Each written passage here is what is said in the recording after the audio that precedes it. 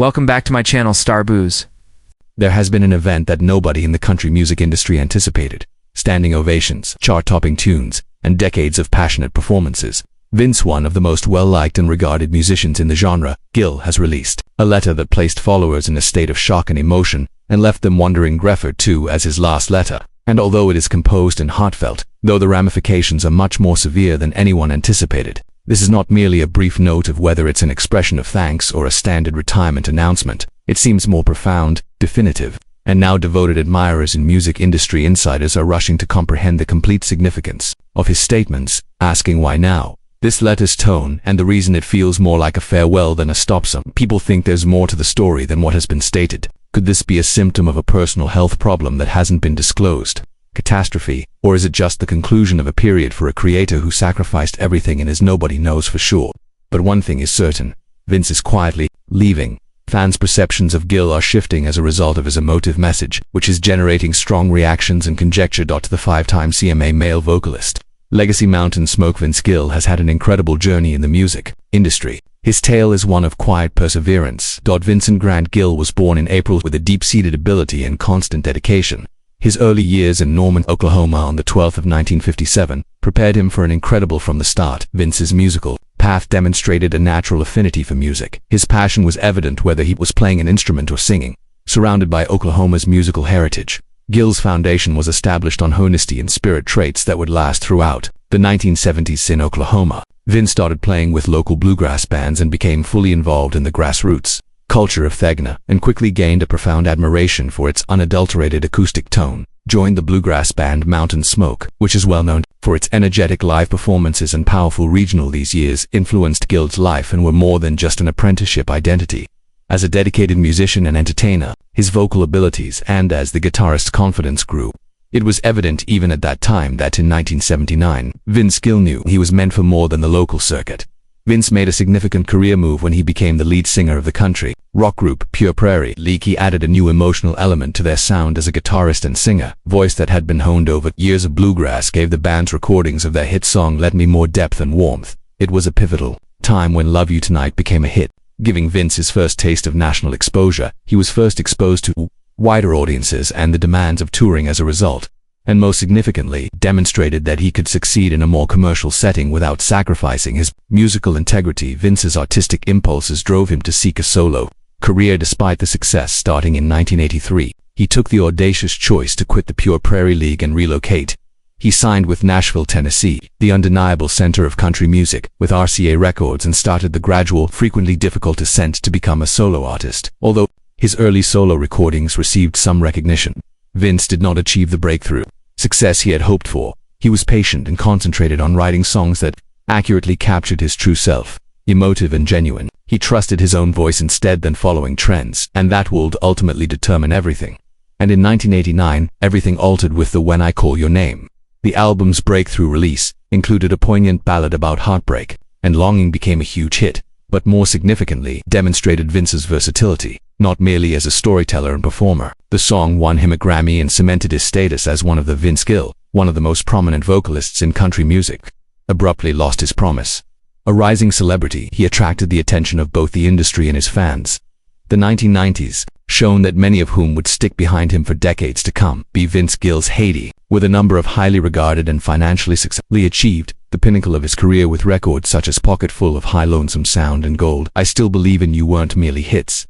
They were quite intimate. Vince had a talent for singing truthfully and tenderly about everyday life. His songs weren't loud or showy, but whether he was singing about love, loss, or something else entirely, they connected because they felt lived in. His voice held an emotional honesty that marked him apart, whether it was sorrow or redemption. Unlike his rivals, he had a silky sound, insightful lyrics, and performances that are constantly powerful. In contrast to many performers who changed their styles to maintain his relevance, Vince remained loyal to himself, making authenticity his signature. He was creating a legacy rather than seeking recognition, and that was evident between he was named the Male Vocalist of the Year by the Country Music Association in 1993 and 1995. PRISE for 5 years in a row, a noteworthy accomplishment that demonstrated the industry respect he enjoyed. Colleagues commended him for his compassion and humility in addition to his talent.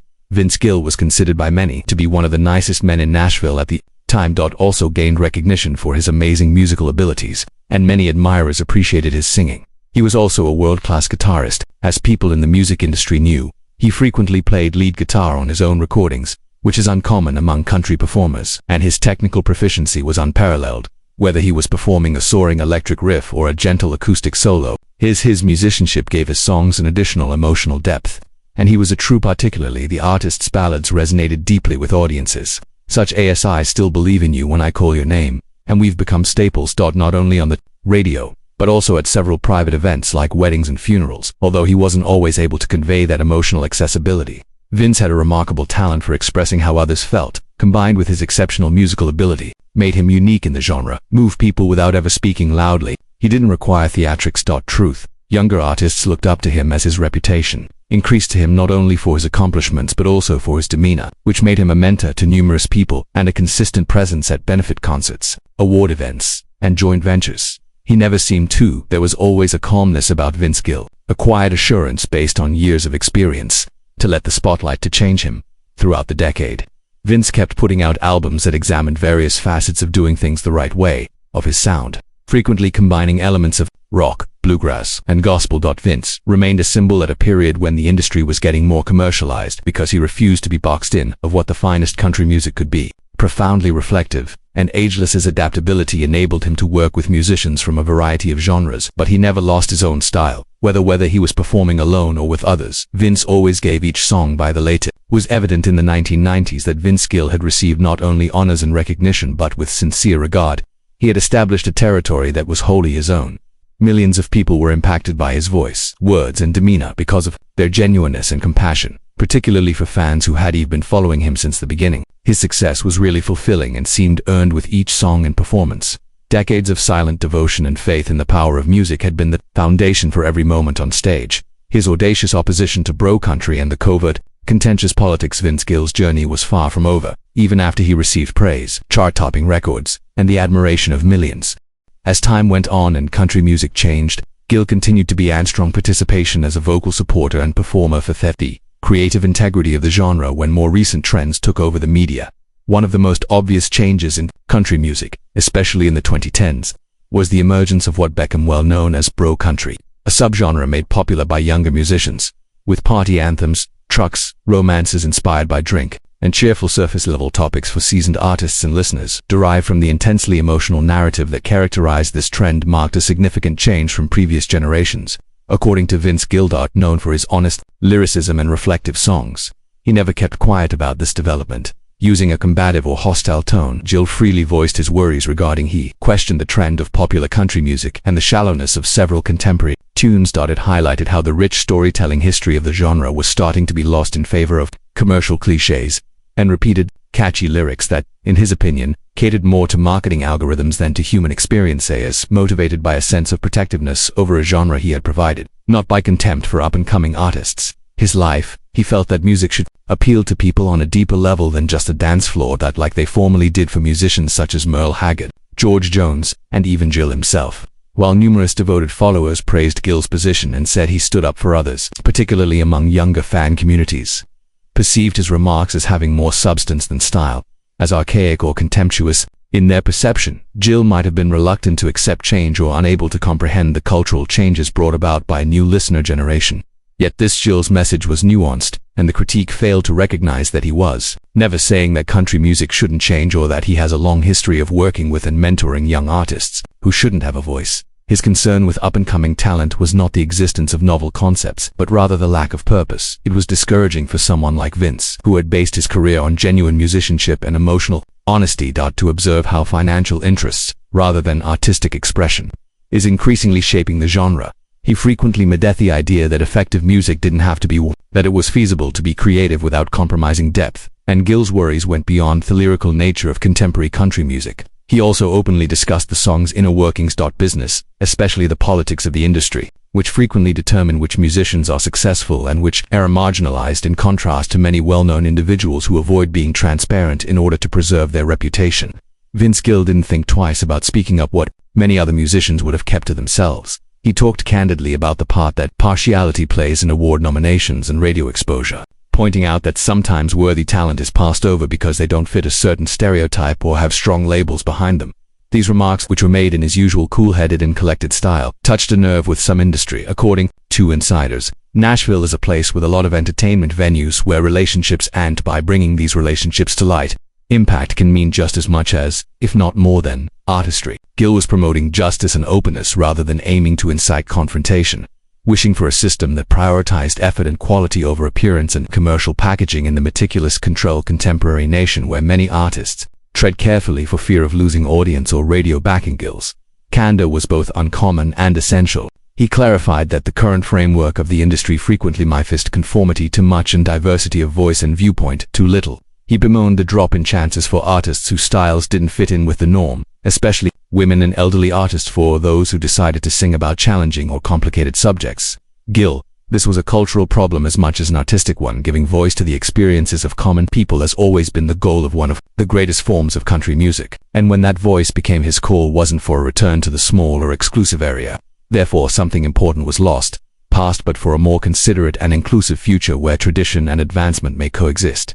Naturally, there were sometimes repercussions for being so open, and many fans and musicians because of his propensity to be honest. There were many in the sector that would rather not have such discussions that were made public. Gill, but were never inspired by controversy. His remarks were motivated by a deep-seated conviction that music has the ability to heal. And say he knew everything, but he did uplift, challenge, and heal. Demanded that the appropriate questions be asked, and maybe more significantly, he led by, for instance, despite his criticism of several elements of the genre, he persisted with composed music that reflected the ideals he promoted. Emotional nuance he demonstrated via his musical prowess and poetic skill that significant art could still be created even in a scene where marketing tactics and trends are taking center stage. Despite Vince Gill's traumatic 1997 divorce, Vince Gill remained in his role as one of the most reputable voices in country music, pointing out the industry and preserving the authenticity of the genre, partiality and adhering to the principles that had long characterized his artistic career. His personal life was going through major, intensely emotional transformations that would unexpectedly bring them to the public's attention. In 1997 saw Gill complete his divorce from fellow country music artist Janice Oliver, one of half of the couple's sweethearts of the rodeo. Got married in 1980, had endured for almost 20 years, and produced a daughter named Jenny. In addition to a mutual passion of music, the breakup wasn't characterized as sensational, and it didn't have the kind of dramatic headlines that frequently accompany well-publicized splits. But due to Gill's position in the industry, as well as the intensely sentimental tone that frequently influenced his music fans, and the peaceful disintegration of his long-term marriage and the conclusion of such a big event, naturally attracted the attention of the media. A period in his personal life gave an artist who was already known for showing his emotions another level of humanity. There was no public mudslinging or accusatory interviews, which spoke volumes about his sleeve regarding Gill's wish to manage such issues discreetly and with respect. But the divorce's timing, in addition to his increasing intimacy with Christian music artist Amy Grant also raised eyebrows by maneuvering her own divorce around that time, and the fact that the dates of the two artists' splits overlapped resulted in more public rumors of an affair started to spread among fans and in newspapers, despite their lack of explicit affirmation or revealing information from either party. The criticism Gill endured during this period wasn't malicious. Rather, it was a reflection of many people's emotional attachment to his life and personality. Her songs frequently featured themes of redemption, love, heartbreak, and faith. Naturally, the public translated his personal situation onto the art that they valued so highly, and even if Gill and Grant's romance would ultimately develop into a loving and long-lasting marriage, their initial days together were, some followers are greeted with a mixture of curiosity and criticism, especially those in the idea of overlapping love timelines was prevalent among religious communities that closely monitored Grant's career, disagreed with their perception of both artists, yet neither Grant nor Gill responded in a defensive or dramatic manner to these rumors, instead letting time and their deeds do the talking.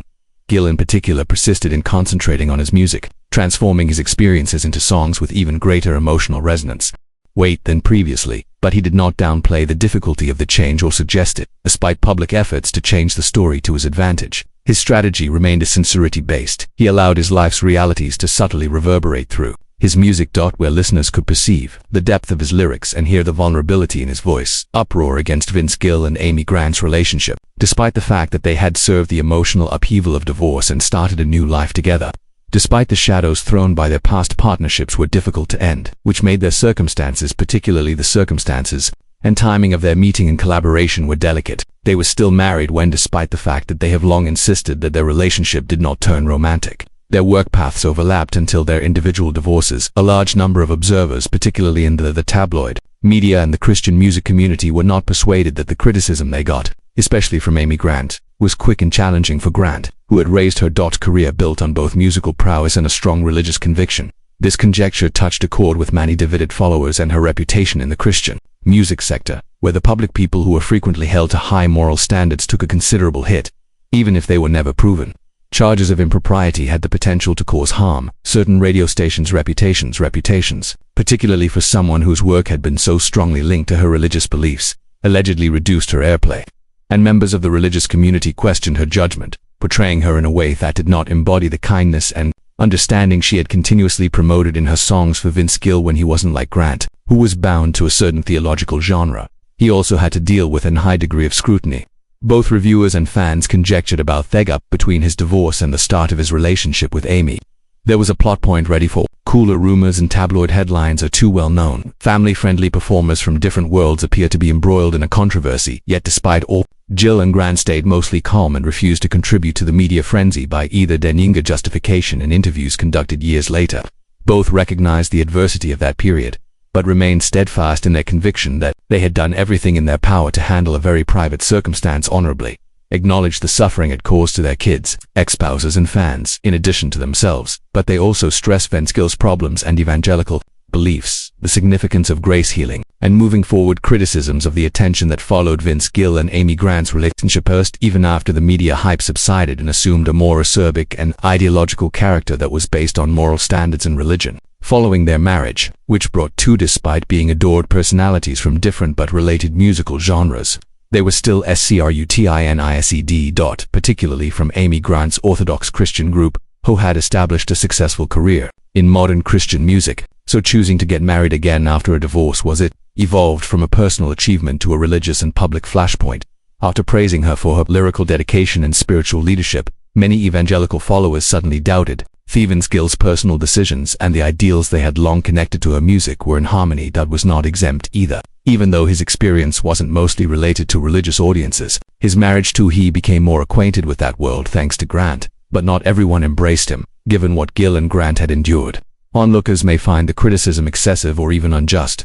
Really traumatic and intimate divorces before discovering a partner in one another, but divorce and, in particular, remarriage have long been prevalent in several Christian communities, been a contentious issue, and when well-known people with religious affiliations experience it, the responses frequently go beyond in the view of some. It transcends simple opinion and becomes moral judgment. Amy Grant's marriage to Gill, following her divorce from Gary Chapman, was controversial among Orthodox Christians. Many people had an idealized view of her as a devoted wife and spiritual role model. Vince Gill, the epitome of moral rectitude and charm, joined this discussion not just because of what he did, but also because of the pressure that was put on his new wife. A lot of the unease wasn't caused by their relationships and circumstances, which they both upheld only after their prior marriages ended. Yet according to what their partnership meant to some, proposed a change in ideals, a break from the conventional route, and an acceptance of contemporary, more lenient views of love, marriage, and forgiveness. For Amy Grant's early worship CDs served as a source of moral guidance for those who grew up with them. It was challenging to reconcile this with the letters that church leaders wrote. Christian outlets questioned her choices, but not to the extent that she urged caution regarding whether or not she had actually done anything unlawful, but rather with how those decisions appeared to reflect. In the meantime, Vince Gill discovered himself based on her testimony as a Christian public personality. Despite not being a frequent presence in these religious expectations, he was indirectly impacted by his public persona has consistently been that of a modest, family-oriented and devout man in Christian music circles. He didn't have a reputation for making headlines or inciting controversy, but by marrying someone like Amy Grant, whose identity was so intertwined with the evangelical society that he joined a wider spiritual and cultural discussion that some of the criticism felt was something he hadn't necessarily agreed to, more like to guilt by association. But it was tangible and real in some circles, depicted him as the alien whose presence disturbed a once pristine environment and the man who had assisted in guiding Grant astray. Legacy.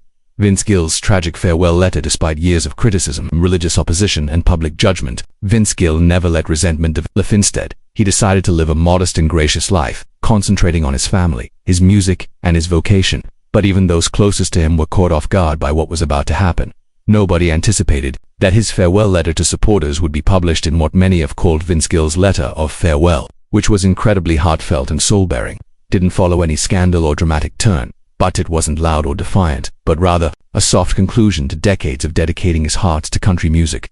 The letter was quite intimate and clearly Vince, and it has since circulated extensively among followers. Gill revealed what was most important to him: appreciation, his regrets, and the intense emotional burden of ending a phase that had shaped a significant portion of his life. He thought back on his professional life, as well as the life-changing events that molded him from his earliest years. In Gill's journey from Oklahoma to his Pure Prairie League breakthrough and subsequent Grammy-winning solo triumph was always about building relationships, telling stories, and respecting the letter's tone. Like the guy himself, was that of those who assisted him in getting there. Sincere and modest, he thanked his supporters for having faith in him even when he had doubts about himself. Remembered times when their criticism and encouragement helped him get over personal hardships, like divorce, unthrow the complex relationships of loving someone like Amy Grant, who is so well admired and watched, and he made it evident that even though he had spent decades on stages and in the spotlight, the quiet times, his favorite things were the letters, the prayers, and the concerts in tiny villages. In a moving passage of the letter, Gill expressed how much music provided him with a home during "You all gave me a place to belong." He said during the times when he felt most dislocated,